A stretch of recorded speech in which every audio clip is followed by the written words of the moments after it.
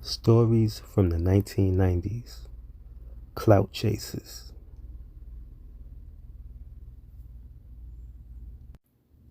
In today's generation, clout chasing is at an all-time high. I guess people accept it. The rules are different now. The weirdos are on top. People chase popularity through fake beefs on social media in the safety of their own homes without any fear of repercussions. A fake beef could get you instant fame with the power of social media. So people troll the popular people as a way to get their names out there. In the 1990s, there was also clout chasers, but it was done in a different way. We didn't have the internet like that. So clout chasers in the 1990s, they did it through word of mouth. These lame dudes would lie about the robberies they did, take credit for shootings that they didn't do, or even lie about the women that they slept with, just to gain a little bit of popularity. But in the 1990s, it was more dangerous because you couldn't just go to the internet and say, oh, that person is lying, and clear your name. And bad rumors always spread like wildfires. So often people that spread these rumors had to get dealt with. So back then, I had a wifey named Kathy. For me, it was love at first sight. I knew other guys wanted her too because she was bad. She got my name tatted that first week, so she had me sprung.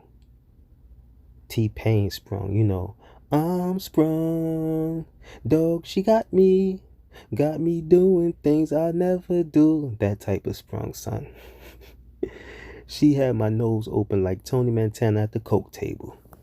But anyway, so one day she was chilling with her aunt, and I guess some guys was trying to get at her.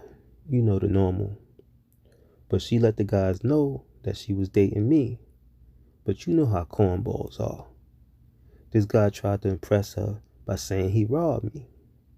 Now remember, there have been many attempts, but I have never been robbed for my jewelry in my life. But this cornball, he was a regular Martin Scorsese with the stories. Matter of fact, I'm working on a film right now. I should try to go find him so he could co-write this film for me with his storytelling ass. He didn't just say that he robbed me. He said he robbed me in the game room on Pine Street between Belmont and Picking. Everyone knew if you was looking for me, that's where you'll find me. Most likely I was in there gambling, playing pool, dominoes, poker, or hustling dudes in Street Fighter. I only knew like 2 or 3 moves in Street Fighter, but I was nice with them cheese moves, son. Brooklyn, East New York is a small hood, a very violent hood, but everyone knew everybody that was somebody. And me, I knew all the wolves that terrorized the hood. Me personally, I wasn't on that type of time. My focus was women, money, clothes, jewelry, and cars. Any of my beefs always came from defending friends. Of course, there was dudes that didn't like me, but that came with the territory. I never lost any sleep over it. I was never the aggressor. I didn't go looking for any beef. I always went looking for money. The game room was always packed. The jukebox would be blasting music. You'll see me in there gambling with my Caribbean friends. The table was always filled with money. You know how poker get. The pot could be a couple of hundred to a few thousand. And time to time, the wolves would come in there scheming. There were times I heard that people got robbed, but no robberies ever occurred while I was in there. But the guy that said he robbed me, nobody in the game room feared him. He was like a nobody. So when wifey told me this guy's name, I didn't even know who he was. And he actually told her he robbed me with no gun, took my gun, my jewelry, I think my phone and my beeper, and some money, with no gun. I was thinking, nah, she joking. Nobody said that. This dude couldn't be serious. But people confirmed that story. That day, I guess he must have been smoking that same weed that Smokey smoked on Friday. So I was tight because someone spreading rumors that they robbed me actually put my life in danger. Because I was prepared to die for mine. I wasn't trying to give up anything. So if the wolves found out that some lame cornball got away with robbing me, it would be open season. I would be out there defending my goal like a soccer goalie. So I went to the game room looking for this dude. I started to ask around, but nobody seemed to know him.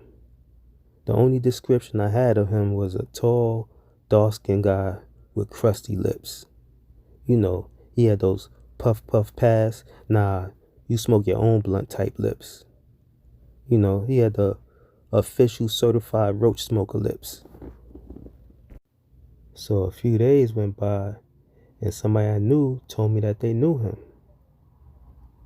They gave me the same description. They said he was a tall guy, about 6 feet tall, with crusty lips, but it still didn't register. But a couple more weeks go by, and I was in the game room every day looking for him. But I guess he knew I was looking for him, so he was a no-show. Then one night, I'm by myself by Maymay's Chinese restaurant on Sutter and Euclid, and two guys go by, and one of the guys say, "What's up?" So I say what's up to them, shake their hands, and I knew them from around the hood, but as I'm shaking the tall, dark-skinned guy's hand, I noticed the crusty lips. But I'm like, nah, it can't be him. He always act extra cool whenever I see him. But as they walked away, I called them back. I asked the tall guy, I said, "Yo, is your name blank blank?" It's a shame. To this day, I can't even remember his name, so I'll just call him blank blank. He was like, "Nah." I said, "That's not you?" He said, "Nah, that's not me." And his friend was standing there looking confused. He said, "Why? What happened?" So I said, "Nah, it's nothing. I'm just looking for that guy." So he said, "All right," and then he walked off. The other guy was still looking at me like he didn't understand what just happened. So anyway, a couple more days go by, and I'm chilling on the stoop with my ex-wifey. We was on Sutter between Logan and Milford. You know, regular quality time. We just chilling on the stoop. And I was telling her about the other night when I saw that guy that fit the description, but it wasn't him. And as we talking, out of nowhere she says, "That's him right there." So I look over, and the tall guy from the other night is walking down Milford. So I hop off the stoop quickly, and I start walking towards him, but he doesn't see me. So I yell out his name, and as soon as I yell out his name, he turns around and looks. But when he sees me, it looks like he saw a ghost. So I said, "What's up?" He like, "Oh, what up?" And then he tries to keep walking. So I'm like, "Nah, hold on, wait up." But he's like, "Nah, I'm in a rush, I'm in a rush." And tried to hurry up and keep walking down Milford towards Blake.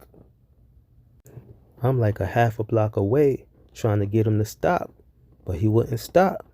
So I'm trying to walk fast, trying to speed walk to him, but he wouldn't stop. I'm like, "Yo," he wouldn't stop.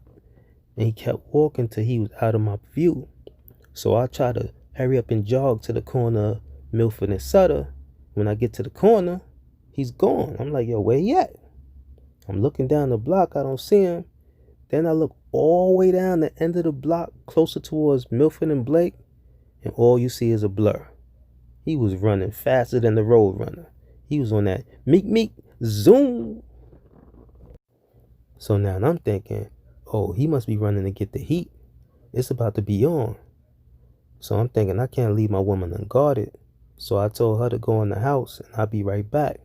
So I hurry up and rush to Cypress, prepare myself for what's about to come, and then I head back to the block.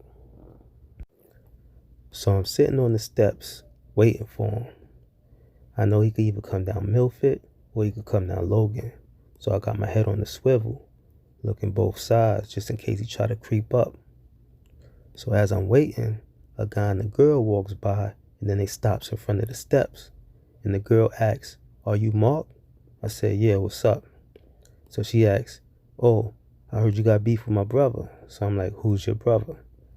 So she said her brother happened to be the same guy that did the meek meek zoom and ran off like the road runner. So I tried to explain to her, "Nah, I just want to talk to your brother about something." But when I stood up to tell her that, I guess she could see the bulge in my waistline. She started staring. She asked me, "What's that?" I'm like, "Nah, that's nothing." But she didn't believe me, so she started to try to dead the beef. She didn't want nothing to happen to her brother. And I'm smart enough to know that women tell. So if something was going to happen to her brother, who you think it would come back to? Yeah, me. So I told her, "Nah, just tell your brother stop spreading rumors and there won't be any problems." She tried to deny that her brother spread rumors.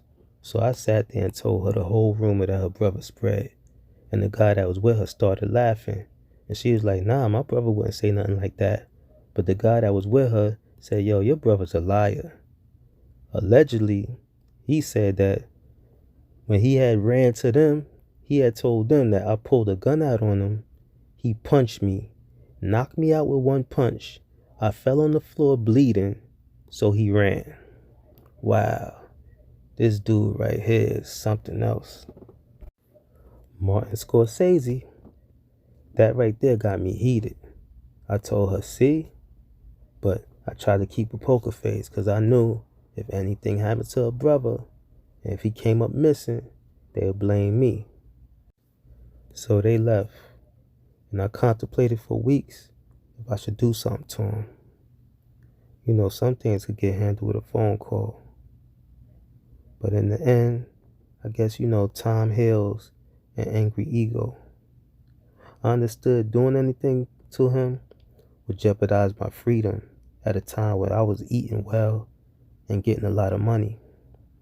And what some don't understand is with beef is for broke dudes. The only time you're supposed to get your hands dirty is if your life is in danger. Never let your ego amplify a situation that isn't that serious. Don't stoop to these lames' level. Get money, stay out the way, and enjoy your freedom. And I'm thankful that my ex-wife, he told me what he had said, because if she would have hid from me what he had said, that would allow that lame to endanger my life with all these fake rumors. So I appreciate that from her. Always find a woman that's going to tell you what's being said behind your back, because if she doesn't, then she's faker than the guys that say what's up to you and talk about you behind your back. So thanks, Kat, for always keeping it real. And you know me, I had a crazy life. I'm just lucky to be alive.